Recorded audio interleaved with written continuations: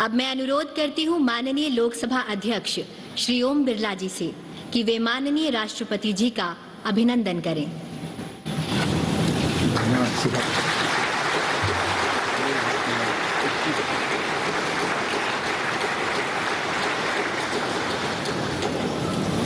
धन्यवाद मान्यवर। अब मैं आग्रह करती हूँ लोकसभा के माननीय अध्यक्ष श्री ओम बिरला जी से कि वे माननीय राष्ट्रपति जी के सम्मान में संसद सदस्यों की ओर से विदाई संदेश प्रस्तुत करें।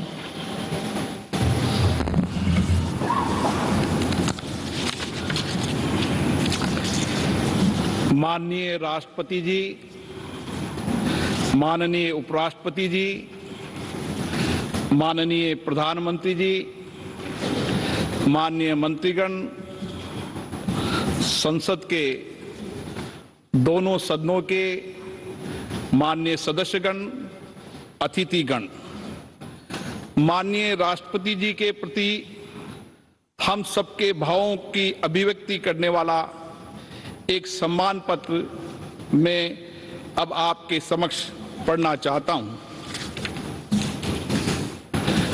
माननीय राष्ट्रपति महोदय श्री रामनाथ कोविंद जी, भारत की संसद के दोनों सदनों के सदस्यों के लिए आज गर्व का अवसर है कि जब वे राष्ट्र की ओर से आपके प्रति कृतज्ञता, सम्मान, श्रद्धा और साधुवाद व्यक्त करने के लिए एकत्रित हुए हैं।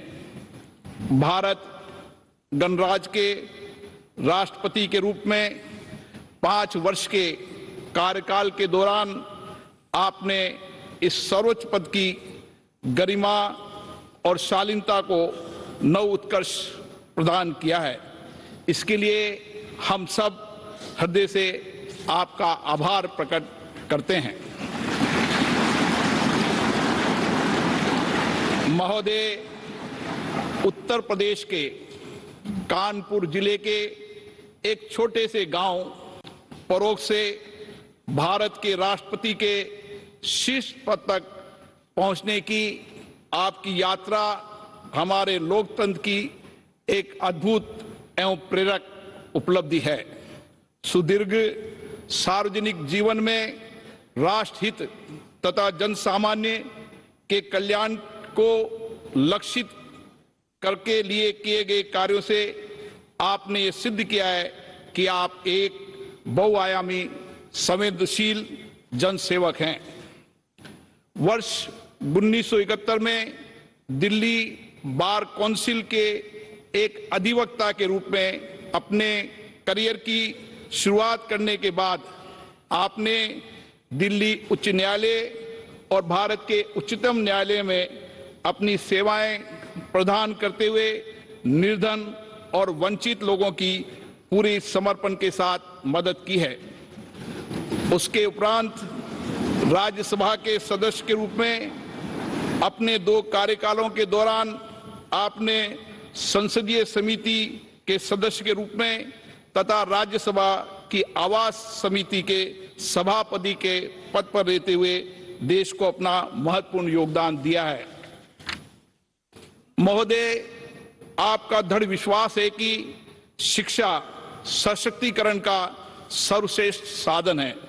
इसी भावना से संसद सदस्य के रूप में आपने ग्रामीण क्षेत्र में शिक्षा के प्रसार के साथ साथ उच्च शिक्षा के क्षेत्र में बुनियादी सुविधाएं उपलब्ध कराने और उनकी गुणवत्ता बढ़ाने पर बल दिया है।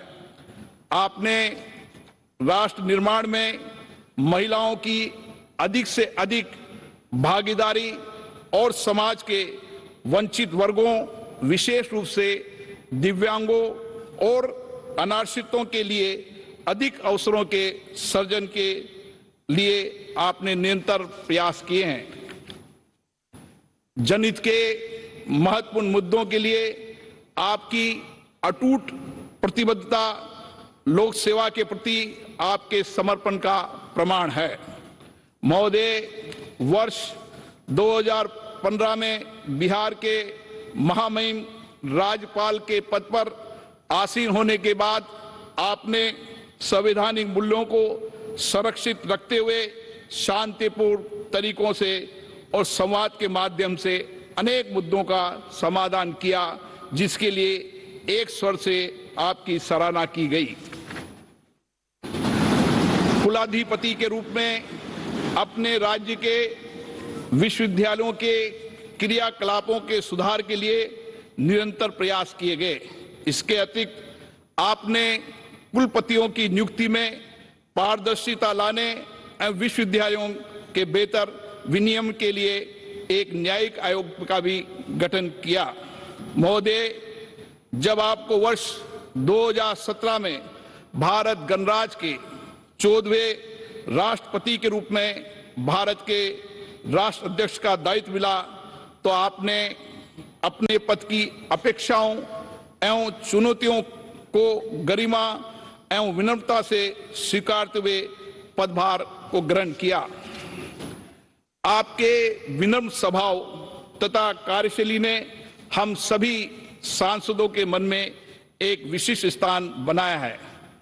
संसद में दिए गए आपके अभिभाषण, आपकी दूरदर्शिता देश के समक्ष उपस्थित राजनीतिक एवं सामाजिक विषयों की गहरी समझ एवं उनके समाधान हेतु आपकी स्पष्ट सोच को प्रदर्शित करते हैं। आपके अभिभाषण ने सभी दलों के लोगों को समान रूप से प्रेरित किया है और उनके दायित्वों के प्रति भी जागृत किया है। यही कारण है कि आपको सभी दलों के नेताओं का पूर्ण सहयोग मिला है तथा हम सब आपको संवैधानिक मूल्यों एवं आदर्शों के संरक्षक के रूप में देखते हैं। हमें स्मरण है कि पद ग्रहण करने के बाद जब आप पहली बार अपनी जन्मस्थली गए थे, तब आपने भाव विभोर होकर वहां की धरती को नमन किया था तथा कानपुर की अपने शिक्षण संस्थान में आपने मंच से नीचे उतरकर शिक्षकों का चरण स्पर्श किया था। आपकी इन्हीं विशेषताओं ने नागरिकों का दिल जीता है और वे आपके साथ विशेष जुड़ाव महसूस करते हैं। महोदय, राष्ट्रपति के रूप में आपके कार्यकाल को अनेक मधुर और स्मरणीय पलों के कारण सदैव याद रखा जाएगा। स्वतंत्रता दिवस पर राष्ट्रपति भवन में आयोजित उस एट होम रिसेप्शन को आज भी याद किया जाता है, जिसमें आपने असंख्य लोगों का जीवन बचाने वाले कोरोना योद्धाओं को सम्मानित करने के लिए उन्हें मुख्य अतिथि के रूप में आमंत्रित किया था।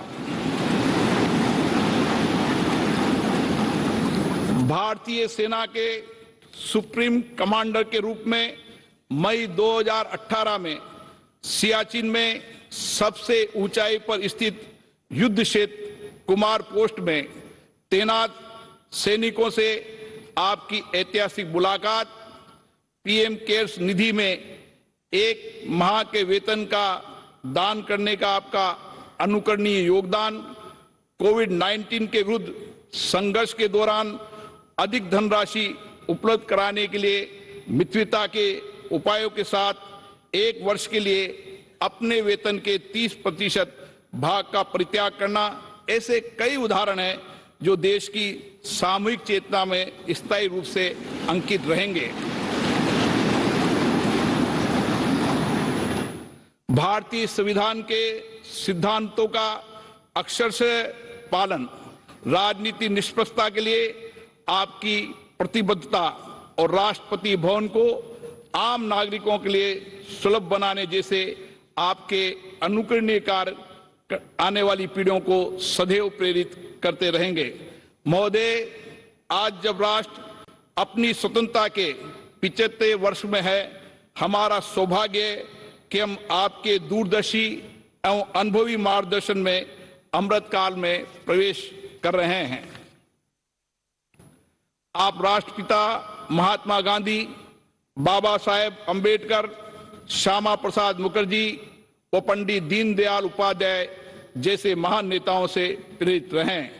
आपकी सरलता, विनम्रता तथा परहित को स्वहित से अधिक महत्व देने के स्वभाव से ये स्पष्ट है कि आपने इन महापुरुषों के विचारों और शिक्षाओं को अपने जीवन में अनुसरण किया है। हमें पूर्ण विश्वास है आपके विचार तथा आपका व्यक्तित्व वर्तमान के साथ भावी पीढ़ी के लिए भी प्रेरणा स्रोत बने रहेंगे। हम आपके स्वस्थ जीवन और दीर्घायु होने की कामना करते हैं। जय हिंद।